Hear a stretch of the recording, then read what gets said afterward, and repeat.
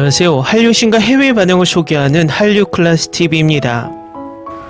오늘은 트렌드를 넘어 구조적 표준으로 외신이 해부한 2026년 K드라마의 메가시프트란 주제로 외신이 분석한 현재 K드라마 위치를 분석해드리겠습니다.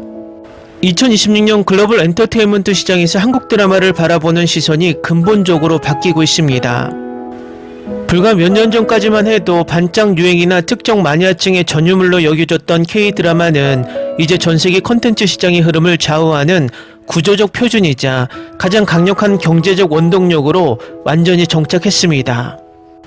미국의 포브스, 타임, 뉴욕타임즈를 비롯한 주요 외신들과 글로벌 경제지들은 2026년 상반기 일제히 헤드라인을 할애해 K드라마가 이룩한 질적 성장과 전세계 소비정의 변화를 심층 보도하고 있습니다. 단순한 시청률 지표를 넘어 문화 영토의 확장, 거대 글로벌 자본의 유입, 그리고 연관 산업으로 번지는 파급 효과까지 외신 매체들의 분석을 바탕으로 2026년 현재 전세계를 뒤흔들고 있는 K드라마 한류의 거대한 패러다임 전환을 세부 카테고리별로 심층 분석해드립니다. 첫 번째, 숫자가 증명하는 지배력, 포브스가 분석한 시청 데이터와 초고속 흥행 주기, 비영업권 시청량의 3분의 1을 집어삼킨 K 컨텐츠.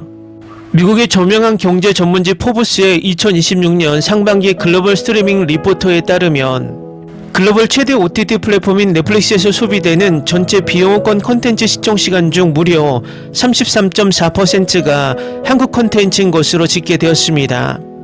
전세계 가입자가 비영업권 영화나 드라마를 3시간 시청하면 그중 1시간 이상은 전적으로 한국 콘텐츠를 본 셈입니다. 과거 K드라마의 글로벌 흥행 공식은 국내 방영을 시작으로 서서히 글로벌 SNS를 통해 입소문이 퍼져나가며 몇 주 혹은 몇 달에 걸쳐 차트를 역주행하는 방식이었습니다. 하지만 2026년의 공식은 완전히 다릅니다. 이제 글로벌 관객들은 K드라마의 전세계 동시공개 카운트다운을 기다렸다가 신작이 나오자마자 일제히 스트리밍 버튼을 누릅니다. 이러한 흥행 주기의 초고속화를 증명한 대표적인 작품이 바로 2026년 최고 화제작 중 하나인 오리지널 시리즈 참교육으로 단 일주일 만에 미국, 영국, 프랑스를 포함한 글로벌 탑10 차트 1위에 직행했으며 3주 연속 전세계 정상을 지켰습니다. 전세계 영화 드라마 데이터 분석 매체들은 할리우드 블록버스터가 개봉 첫 주말 박스오피스를 폭발시키듯 이제 K드라마도 런칭 첫 주에 글로벌 차트를 초토화하는 블록버스터형 흥행 구조를 확립했다고 평합니다. 이러한 현상은 디즈니 플러스를 통해 글로벌 시장에 동시 공개된 킬러들의 쇼핑몰 시즌2 역시 마찬가지입니다. 이 드라마는 아시아 시장은 물론 장르물 선호도가 높은 북미와 유럽 등 전세계 13개국에서 공개 당일 탑10에 진입하는 기염을 토했습니다. 두 번째는 거대 자본의 허브가 된 한국, 타임이 주목한 제작비 폭발과 글로벌 스탠다드. 미국 시사주간지 타임은 최근 대대적인 엔터테인먼트 기획 기사를 통해 글로벌 OTT 플랫폼들이 한국 시장에 쏟아붓는 자본의 규모가 임계점을 넘어섰다고 보도했습니다. 타임지는 특히 2026년 하반기 최대 기대작으로 꼽히는 주지훈 주연의 판타지 대작 재혼항우를 집중 조명했습니다. 매체는 고대 고증을 재현한 압도적인 미장센과 VFX 기술력이 이미 할리우드 메이저 스튜디오의 수준과 대등하거나 이를 능가한다고 극찬했습니다. 이처럼 천문학적인 자본이 한국 제작 환경으로 유입되는 이유는 명확합니다. 할리우드 대비 높은 가비성을 자랑하면서도 전세계 관객을 매료시키는 하이 컨셉트 스토리텔링과 하이엔드 연출력을 동시에 뽑아낼 수 있는 독보적인 인프라를 한국이 갖추고 있기 때문입니다. 외신들은 글로벌 거대 자본과 한국의 크리에이티브가 결합하면서 K드라마의 내러티브적 스케일이 우주, 판타지, 아포칼립스 스릴러 등 다양한 장르로 무한히 확장되고 있다고 분석했습니다. 자본의 성장은 배우 생태계의 패러다임마저 바꿔놓았습니다. 할리우드의 저명한 엔터테인먼트 매체들은 최근 K드라마의 전세계 파급력이 신인 배우들을 순식간에 글로벌 스타로 격상시키는 초고속 엘리베이터 역할을 하고 있다고 전합니다. 과거에는 한국 시장에서 수년 동안 조연과 주연을 거치며 인지도를 쌓은 뒤 해외로 진출하는 것이 정석이었습니다. 그러나 2026년 현재는 최현욱, 최현빈 등 20대 라이징 스타들이 웰메이드 K드라마의 글로벌 흥행과 동시에 공개 직후 단 몇 개의 에피소드만으로 인스타그램 팔로워 수가 수백만 명씩 폭발하며 명품 브랜드의 글로벌 앰버서더로 발탁되는 등 세계적 팝스타나 할리우드 배우의 준하는 대접을 받고 있습니다. 외신들은 한국의 드라마 제작 시스템은 전 세계에서 가장 역동적으로 젊은 재능을 발굴하고 있으며 글로벌 관객들은 신선한 맛과 압도적인 연기력을 겸비한 한국의 젊은 배우들에게 열광하고 있다고 분석했습니다. 세 번째, 서구권의 장벽을 허물다. 문체부 해외 한류 실태조사가 보여준 대전환, 영국, 미국, 스페인, 호주 등 주로 서구권 선호도의 경이적인 폭발. 문화체육관광부와 한국국제문화교류진흥원의 발표는 외국인 10명 중 무려 7명이 한국 콘텐츠를 적극적으로 소비하고 좋아한다는 분석입니다. 2026 해외 한류 실태 조사 결과는 전세계 외신들이 입을 모아 보도하는 한류 확산세를 가장 객관적인 수치로 증명하고 있습니다. 해외 30개 지역에 27,400명을 대상으로 진행된 이번 대규모 조사에서 한국 문화 콘텐츠에 대한 전 세계인들의 호감도는 69.7%라는 경이적인 수치를 기록했습니다. 가장 눈여겨봐야 할 대목은 그동안 문화적 자존심이 강해 한류 침투 장벽이 가장 높다고 평가받았던 주류 서구권 국가들의 가파른 성장세입니다. 전년 대비 호감도 상승률을 살펴보면 다음과 같습니다. 영국 8.0% 상승, 일본 6.4% 상승, 스페인 6.2% 상승, 미국 6.1% 상승, 호주 6% 상승. 여기 영국은 가장 큰 상승세를 보이고 있지만 넷플릭스 영국 순위에서는 올해 K-드라마가 거의 탑10에 들지 못하고 있는데 이 부분은 넷플릭스 집계 방식에 심각한 오류가 있음을 방증하고 있습니다. 이 부분은 이 채널에서 귀에 딱지가 박히도록 많은 자료와 분석으로 증명해드리고 있으니 이전 영상들을 참고하시면 됩니다. 또 이 영상 결론에서도 언급해드리겠습니다. 글로벌 문화평론가들은 이를 두고 과거 언어 장벽을 이유로 아시아 콘텐츠를 외면하던 서구권 시청자들이 K-드라마 특유의 촘촘한 감정선과 세련된 장르 변주에 완전히 매료되었다며 자막을 읽는 불편함보다 한국 드라마가 주는 내러티브적 쾌감이 훨씬 크다는 것을 전 세계가 인정했다고 평했습니다. 네 번째, 문화를 넘어 경제로 전 세계 안방에서 지갑까지 열어젖힌 K-이펙트, 드라마 속 일상이 전 세계의 소비 습관이 되다. 외신들이 주목하는 K-드라마의 진짜 무서운 점은 단순한 시각적 유해에 그치지 않고 전 세계 시청자들의 실제 지갑을 열게 만드는 강력한 연관산업 파급 효과에 있습니다. 드라마 속 주인공들이 슬퍼하며 마시는 소주와 떡볶이, 퇴근길에 즐기는 K-푸드, 잡티 하나 없는 투명한 피부를 연출하는 화장품은 스크린을 넘어 전세계 마트와 온라인 쇼핑몰에 지형을 뒤흔들고 있습니다. 미국 비즈니스 매체들은 이 현상을 K-효과 혹은 스크린 투 카트 현상이라 명명했습니다. 글로벌 이커머스 공룡인 미국 아마존과 전세계 대형 오프라인 유통 체인인 코스트코에서는 한국 드라마의 방영 주기에 맞춰 관련 상품의 기획전이 열리는 것이 일상적인 풍경이 되었습니다. 특히 주목할 만한 것은 식품과 뷰티를 넘어 한국 전통 건강기능식품인 홍삼까지 글로벌 주류 시장의 한 축으로 부상했다는 점입니다.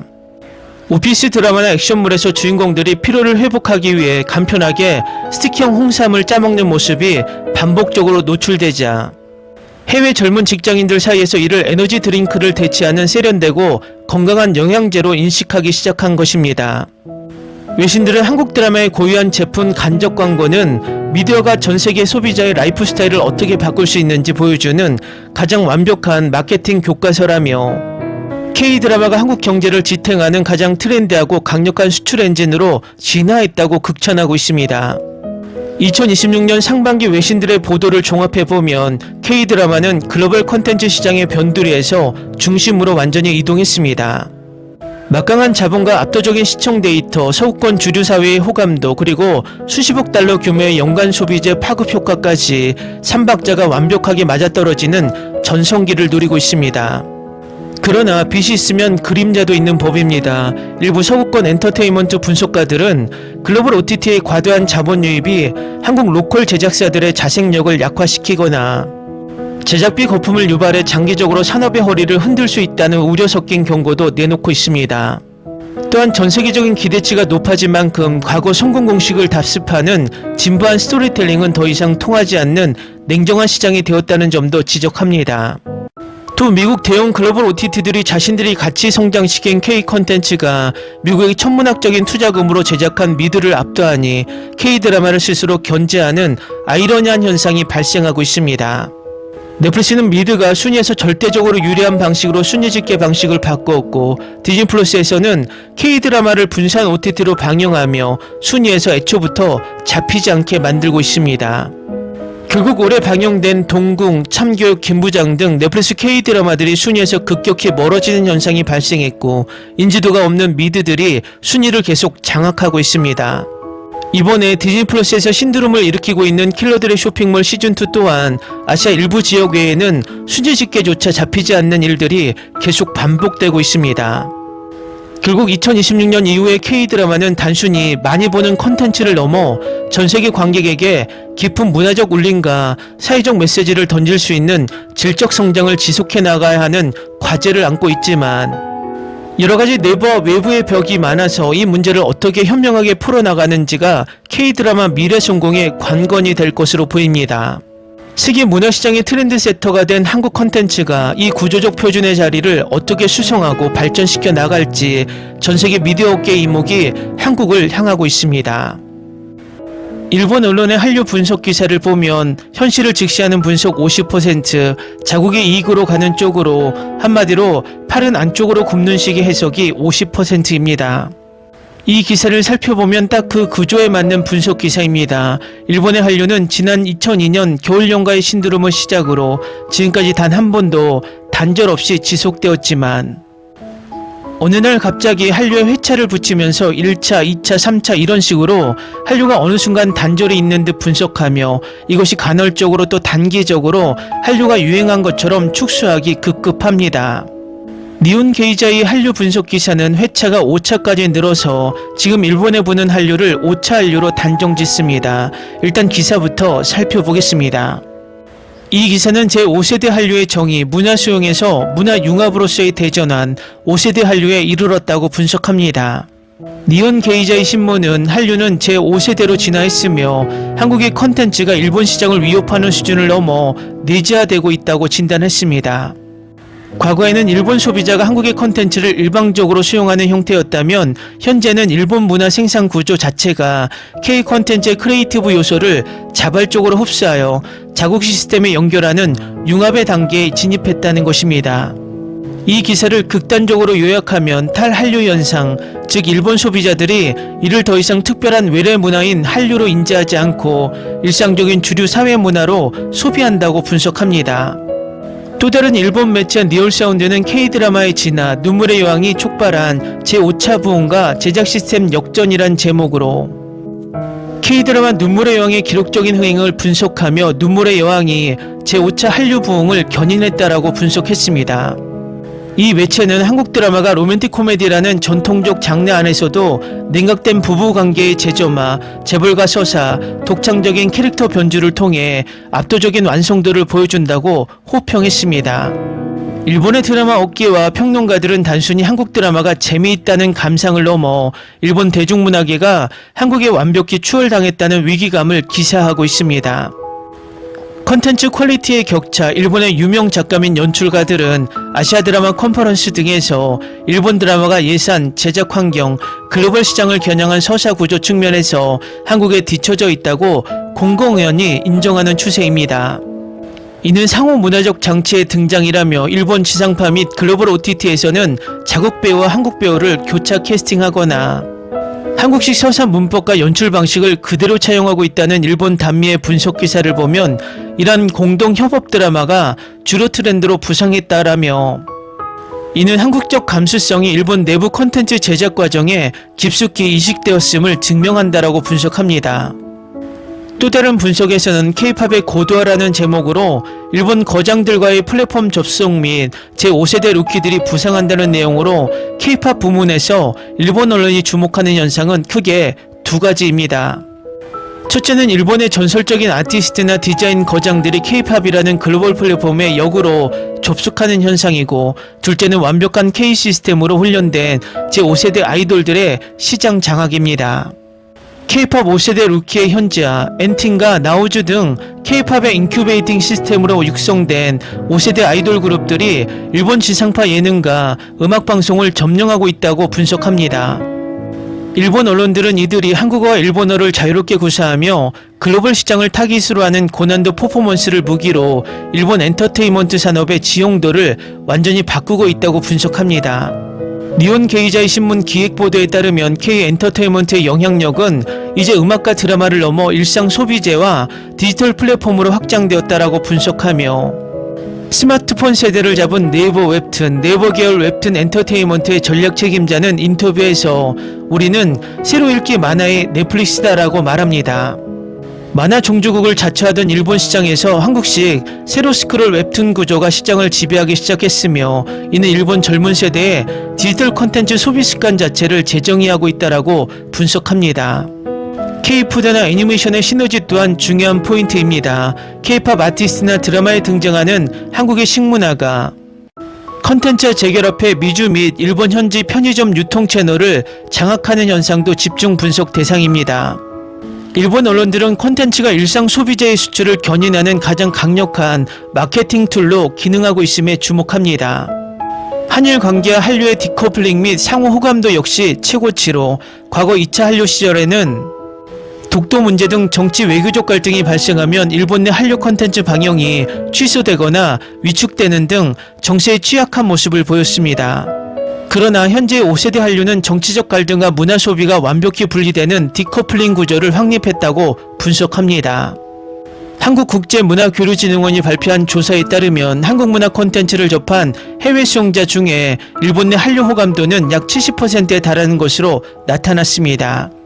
정치적 관계의 주기적 반복과 상관없이 팬 커뮤니티 생태계가 공고히 유지되고 있으며 오히려 콘텐츠를 통한 민간 교류 확대가 역으로 양국 국민의 호감도를 견인하고 있다라고 분석하고 있습니다. 실제로 일본인이 한국에 가진 호감도와 한국인이 일본에 가진 호감도 모두 역대 최고치를 갱신하고 있으며 이는 대중문화의 상호 소비가 가져온 결과물로 분석됩니다. 일본 언론들의 분석을 종합하면 현재 일본 내 한류는 단순한 외래 문화의 유행이 아니라 일본 대중문화 시장의 기본 인프라로 자리 잡았고 일본 미디어들은 한국 엔터테인먼트 산업의 글로벌 표준화 능력을 인정하는 동시에 자국 콘텐츠 산업의 체질 개선을 위한 벤치마킹 대상으로 한류를 심층 연구하고 있습니다. 5세대 한류는 일방향적인 문화 침투가 아니라 양국의 크리에이터와 플랫폼이 교차하며 새로운 부가가치를 창출하는 상호 문화적 공진화의 단계로 나아가고 있다라고 자기중심적 분석을 하고 있습니다. 이 분석은 보기에는 일본 문화 속에서 한류가 녹아들고 있다는 해석이지만 시간이 지나면 중국처럼 한류가 중국을 집어삼키려 하자 한한령을 내리며 급기야 한류가 중국 문화를 모방했다는 억지를 쓰는 것처럼 한류가 일본 문화에 흡수되어 일본의 문화가 한류를 더 발전시켰다라는 해석으로 전환되는 모멘텀을 만들려는 포석으로도 해석됩니다. 상호 간의 문화의 교류와 융합의 시도는 긍정적인 면도 있지만 그 속의 의도를 읽지 못하면 우리가 뒤통수를 맞을 수도 있다는 것입니다. 우리나라 컨텐츠 제작자들도 이런 의도적인 부분을 잘 인식해야 할 것입니다. 어느 순간 우리 K-팝 바운더리 안으로 100% 일본인 구성원으로 된 그룹들이 등장해서 자신들도 K-팝 그룹이라고 말하며 전세계 각인된 K-팝 인기에 무임승차하려는 의도를 보이고 있습니다. 그리고 인기를 얻고 나면 K-팝의 딱지를 떼어버리고 J-팝 가수라는 이니셜을 앞으로 내세우고 일본 언론들도 그렇게 홍보에 나설 것입니다. 이런 현상은 일본뿐만 아니라 동남아시아를 중심으로 K-팝 가수를 흉내내는 그룹들이 우후죽순으로 나오면서 조금만 인기를 얻으면 자신들이 K-팝 짝퉁이라는 사실을 망각한 채 반 K-팝 가수로 애국심 코드를 부추기는 현상도 일어나기 시작했습니다. 이런 현상은 K-팝 가수들의 전 세계의 인기를 너무 불허한 나머지 자신들도 같은 아시아 국가인데 왜 이런 가수들이 나오지 않는지 한탄 속에서 어쩌다 비슷한 K-팝 컨셉의 로컬 가수들이 등장하면 열광하는 현상들이 나오기 시작한 것입니다. 이런 현상은 요즘 동남아시아에서 반한류 기류와 맞물려 있다는 것입니다. 그러나 이들의 생각이 너무나 짧다는 것은 이들이 자국에서 애국심 코드로 인기가 부풀려 있어도 전 세계에서의 인식은 그저 짝퉁 K-팝 가수의 인식표를 떼지 못한다는 것입니다. 한류는 이미 전 세계 인식에서 하나의 거대한 브랜드가 된 상황이기 때문에 프랑스와 이탈리아의 명품을 아무리 흉내내도 짝퉁이라는 이미지를 벗어나지 못하듯 한류 또한 어느 날 하늘에서 뚝 떨어진 것이 아니라 5천년 역사 속에서 엄청난 고난과 부흥을 거치며 탄생한 문화이고 K-드라마와 K-팝 또한 최소한 30년에 걸쳐 탄생시킨 독특한 문화이기 때문에 다른 후발주자의 나라들이 단시간에 흉내는 낼 수 있지만 디테일과 퀄리티에서 아직은 따라올 수 없다는 것입니다. 일본도 거의 30년 동안 한류 성공을 분석하고 있지만 현실에서는 그저 분석으로 끝나며 오늘도 5차 한류가 불고 있다고 한류의 인기를 축소하기에만 급급해하고 있다는 것입니다. 우리나라는 지금 반중 정서가 엄청나게 강세를 보이고 있고 또 이 반중 정서를 이용해서 정치적으로나 유튜브 수익 창출에 이용하는 돈에 눈이 먼 혐오 세력이 많습니다. 대부분 일배충들과 관련된 혐오 세력이 주도하고 있는데 이 세력과 관련된 유튜버들은 대부분 과거 사이버 레카 세력과 관련성이 큽니다. 그러다 이 사이버 레카 세력들이 불미스러운 일로 구속되거나 유튜브에서 퇴출되자 그 구독자를 흡수하기 위해 요즘은 다시 중국 혐오 영상을 만드는 혐오 유튜버들이 등장합니다. 저도 개인적으로 중국의 동북공정과 문화공정을 확실한 팩트로 지적하는 많은 비판 영상을 만들어 왔지만 비판과 혐오는 꼭 구분되어야 한다고 생각하고 있습니다.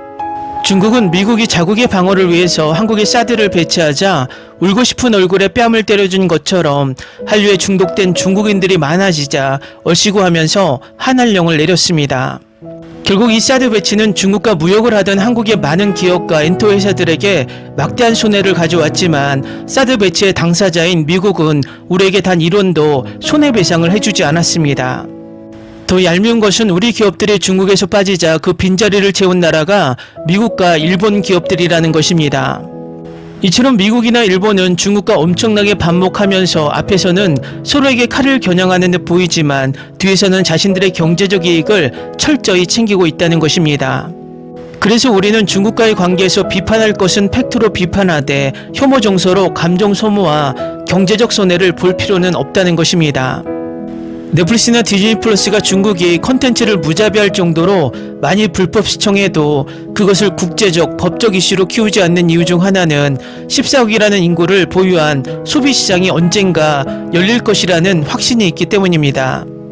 그래서 당장에 컨텐츠가 불법 시청되며 손해보더라도 이 컨텐츠에 서서히 중독시켜 향후 중국 컨텐츠 시장을 노려보려는 전략도 있다는 것입니다. 우리도 무조건 중국을 혐오의 시각으로 바라보는 것이 아니라 급변하는 전세계 흐름에서 언젠가는 중국의 시장이 열릴 것을 대비해서 냉정하게 객관적인 분석을 하고 있어야 한다는 것입니다. 지금 배경에 흐르는 영상은 중국 비리비리에 올라온 중국에서 한한령 이전에 얼마나 한류가 대단했나라는 제목의 영상인데 조회수가 어마어마합니다. 지난 2016년 한국의 사드 배치 결정 이후 시작된 중국의 한한령이 어느덧 10년을 넘어서고 있습니다. 그동안 한국 콘텐츠의 중국 시장 진출은 사실상 차단된 것처럼 보였고 대다수 한국 엔터테인먼트 기업들은 대안으로 미국, 일본, 동남아시아 시장으로 눈을 돌렸습니다. 그러나 2026년 현재 중국 현지 언론과 경제 전문 매체들이 분석하는 한류의 위상은 과거와 전혀 다른 차원에서 다시금 요동치고 있습니다. 과거처럼 지상파 방송이나 대규모 오프라인 콘서트를 통해 대중 전체를 휩쓸던 한풍의 시대는 지나갔습니다. 대신 중국의 G세대와 유미디어 플랫폼을 중심으로 한 IP 라이선싱, 감성경제, 팝업 스토어 기반 비즈니스가 한류의 새로운 동력으로 자리잡고 있다는 분석입니다. 중국 언론들이 2026년 상반기 흐름을 바탕으로 집중 보도한 한국 문화 콘텐츠의 현주소와 향후 전망을 상세히 짚어봅니다. 중국 경제 전문 매체인 펑파이 신문의 최신 보도에 따르면 K-팝의 글로벌 앨범 매출 비중에서 중국 시장이 차지하는 비중이 다시 급증하고 있다고 분석합니다. 전 세계적인 엔터테인먼트 경기 침체와 스트리밍 다변화로 인해 2025년 K-팝 앨범 전체 수출액이 다소 정체되거나 하락세를 보인 반면 대중국 앨범 수출액은 전년 대비 76.4%나 폭발적으로 증가하며 전체 수입국 중 3위를 기록했습니다. 이어진 2026년 상반기 조사에서도 글로벌 전체 수출액이 11.6% 감소하는 동안 중국 수출은 오히려 9.3% 역주행 성장을 기록하는 대조적인 흐름을 보였습니다. 중국 미디어 전문가들은 이러한 현상을 심층 팬덤의 고착화로 해석합니다. 대중적인 방송 노출은 제한되어 있지만 웨이보나 바이두의 스타 팬클럽을 중심으로 한 공동구매 화력이 여전히 건재하다는 방증입니다. 특히 중국 G세대 사이에서 이른바 오상으로 불리는 아이들, 에스파, 아이브, 유진스, 르세라핌 등 4세대 걸그룹들의 인지도가 매우 공고하며 이들은 중국 내 공식 활동이 없음에도 불구하고 소셜미디어를 통해 현지 유행을 주도하고 있습니다. 중국의 유력 상업 매체인 계면신문은 핵심은 기존에 이미 완성된 한국 드라마나 예능 프로그램을 그대로 수입해 방영하는 방식에서 벗어나 IP 라이선싱 및 현지 기업과의 공동개발 모델로 완벽하게 전환하고 있다고 최근 K-콘텐츠의 대중국 진출 방식이 거듭 진화하고 있음을 특집 기사로 다루고 있습니다. 현지 IP 라이선싱 업계 관계자는 코트라 텐진 무역관과의 인터뷰에서 현재 중국의 문화 콘텐츠 시장은 경기 둔화의 영향으로 소비자들이 감성적 가치를 극도로 추구하는 경향을 보인다며 한국 콘텐츠 특유의 완성도 높은 스토리라인과 세련된 감성 IP가 중국 현지 브랜드의 마케팅 자산과 결합할 때 엄청난 시너지를 내고 있다고 분석했습니다. 최근 중국 시장에서 가장 두드러진 성과를 내고 있는 분야는 다름 아닌 한국산 캐릭터 IP입니다. 카카오 프렌즈의 춘식이, 잔망 루피 그리고 다양한 일러스트레이터들의 캐릭터는 중국 G세대 사이에서 단순한 이모티콘을 넘어 하나의 패션이자 위로의 아이콘으로 자리 잡았습니다. 중국의 대형 밀크티 브랜드 러러차가 한국의 캐릭터 잔망 루피와 협업해 출시한 과일차 음료는 하루 만에 6만 장 이상 판매되는 기록을 세웠습니다. 중국 청년들은 루피 캐릭터가 인쇄된 컵과 굿즈를 얻기 위해 줄을 서고 이를 자신의 샤오홍수 계정에 인증하는 것을 하나의 문화적 놀이로 소비하고 있습니다. 중국의 대표적인 글로벌 생활용품 유통업체 미니소는 한국을 비롯한 글로벌 캐릭터 IP 상품 비중을 대폭 확대하며 최근 연간 매출이 전년 대비 22.8% 증가한 170억 위안을 기록하는 등 캐릭터 비즈니스 수혜를 톡톡히 보고 있습니다. 한국의 라이프스타일 브랜드 위글위글 역시 특유의 화려한 색감과 개성 넘치는 디자인, 매장 전체를 테마파크처럼 꾸민 오프라인 공간 마케팅을 통해 중국 내 주요 거점에 10개 이상의 대형 매장을 성공적으로 안착시켰습니다. 2026년 중국 내 한류 소비 패턴에서 가장 흥미로운 점은 지역별로 나타나는 극명한 온도 차이입니다. 국내 학계민 문화연구소의 분석에 따르면 현재 중국은 정치의 도시 베이징과 경제 문화의 도시 상하이가 전혀 다른 방식으로 한류를 수용하고 있습니다. 베이징 중심의 중앙정부와 광전총국은 여전히 한국 신작 드라마의 동시 방영이나 한국 연예인의 대규모 방송 출연에 대해 보이지 않는 빗장을 걸어 잠그고 있습니다. 자국문화 보호주의와 거차후 열풍을 주도하며 한류의 대중적 확산을 철저히 모니터링합니다. 반면 상하이 등 트렌드에 민감한 경제 중심지에서는 K-팝 팝업 스토어가 성행하고 있습니다. 대표적으로 상하이에서 일주일간 열린 블랙핑크 팝업 스토어는 패션 아이템과 굿즈 판매만으로 단 7일 만에 200만 위안의 매출을 올렸습니다. 현지 청년들은 세련된 한국식 라이프 스타일을 소비하는 것을 자신의 개성을 표현하는 수단으로 삼습니다. 중국 언론들은 한류는 이제 관주도의 대규모 유통 채널이 아닌 민간의 철저한 시장 논리와 트렌드 세터들의 소셜 네트워크를 타고 역동적으로 생존하고 있다고 보도하고 있습니다. 드라마 시장 역시 완만하지만 의미 있는 변화를 겪고 있습니다. 중국 정부의 수익 쿼터 제한 속에서도 갯마을 차차차, 나의 해방 일지 등 인간적인 정서와 힐링을 다룬 한국의 구작 드라마들이 중국 주요 OTT 플랫폼의 심의를 통과해 잇따라 방영되었습니다. 중국 미디어 플랫폼들은 한국 드라마의 연출 기법과 대본 구성력을 높이 평가하며 아예 공식 리메이크 판권을 구매해 자국 배우들을 기용하는 방식을 선호하고 있습니다. 이는 한한령의 법적 정치적 리스크를 피하면서도 검증된 한류 콘텐츠의 흥행 요소를 고스란히 가져갈 수 있는 현지 제작사들의 생존 전략이기도 합니다. 그러나 동시에 중국 자체 미디어의 급부상도 경계해야 할 요소로 지적됩니다. 최근 중국 틱톡과 현지 OTT를 기반으로 한 쇼폼 사극 등을 앞세워 글로벌 미디어 시장에서의 영향력을 빠르게 확대하고 있습니다. 과거 한류가 개척해놓은 아이돌 미학과 세련된 쇼폼 소셜미디어 마케팅 전략을 중국 자국 미디어들이 완벽히 흡수하여 역수출하는 단계에 이르렀기 때문입니다. 2026년 현재 중국 언론이 바라보는 한류는 고사한 문화가 아니라 중국 G세대의 라이프 스타일 깊숙이 침투해 형태를 바꾼 고부가가치 IP 비즈니스에 가깝습니다. 과거처럼 전면에 나서 대대적인 마케팅을 펼치거나 일방적인 콘텐츠 수출을 고집하는 방식은 현지 당국의 반발과 규제만을 부추길 뿐입니다. 현지 전문가들은 한국 기업들이 취해야 할 전략으로 다음 3가지를 제안합니다. 첫 번째, 철저한 현지화 및 공동 IP 개발, 중국의 자본 및 플랫폼 기업과 기획 단계부터 협력하여 법적 리스크를 최소화해야 한다. 두 번째, 소셜미디어 타깃 마케팅 강화, 샤오홍수, 도우인 등 G세대가 직결하는 유미디어를 겨냥해 소유하고 싶은 굿즈와 인증하고 싶은 공간을 제공하는 감성 마케팅에 집중해야 한다. 세 번째, 수출 다변화 속 중국 시장의 재정의, 중국을 대량 소비처로만 보던 시각에서 벗어나 고도화된 감성 트렌드를 시험하고 라이선싱 수익을 창출하는 정밀한 틈새 시장으로 재정의할 필요가 있다. 한중 관계의 정치적 기류 변화에 일희일비하기보다 형태를 받고 흐르는 물처럼 중국 청년들의 일상에 스며든 신한류의 진화된 문법을 정확히 이해하고 대처하는 지혜가 필요한 시점입니다. 분석 잘 보셨나요? 중국도 언젠가는 진짜 민주주의 국가로 바뀔 수 있고 시장을 완전히 개방할 수 있습니다. 미국과 일본은 위에서도 언급했지만 그 미래를 대비하고 있고 14억 시장을 자신들이 장악하려는 플랜을 짜고 있을 것입니다. 어쩌면 한류가 중국에서 한한령으로 맡고 있어도 이 열풍은 꺼지기는커녕 더 거세게 불고 있으니 경쟁을 해야 할 일본과 미국은 한국에서 중국에 대한 혐오 정서를 더 키우고 싶어하는 전략도 있을 것입니다. 지금 세계는 철저한 자국의 이익을 위해 경쟁을 하고 있습니다. 이념 전쟁은 이미 1990년도 초반 구소련의 몰락으로 민주주의의 승리로 끝났습니다. 대한민국 누구도 공산주의를 부러워하고 찬양하는 사람은 없습니다. 그저 극우 일배충 세력들이 자신들의 치부를 감추기 위해 선동의 수단으로 사용하는 것뿐입니다. 지금 우리는 철저하게 우리의 이익을 찾아야 할 때이며 길거리에서 일장기와 성조기를 흔드는 저 매국노들의 선동에 놀아난다면 진짜 그들이 바라는 혐오에 중독된 일베사회가 될 것입니다.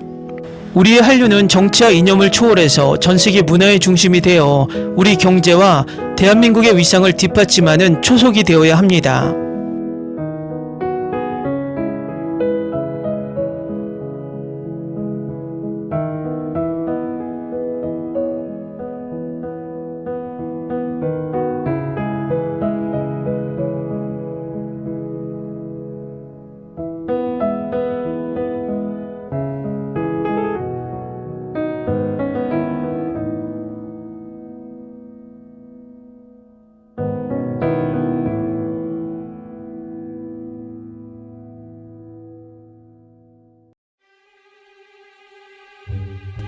Ni se te ocurra. Olvida el ganso y los tomates. No hables de las ballenas. No es un acuario. No actúes como tonta. Que eras una genio. ¿Sí? No vayas a presumir, a la gente no le gusta eso. Y no digas cosas sin sentido. Y bueno, ¿terminamos? Hasta pronto. Abogada, tengo mucha curiosidad por conocerla.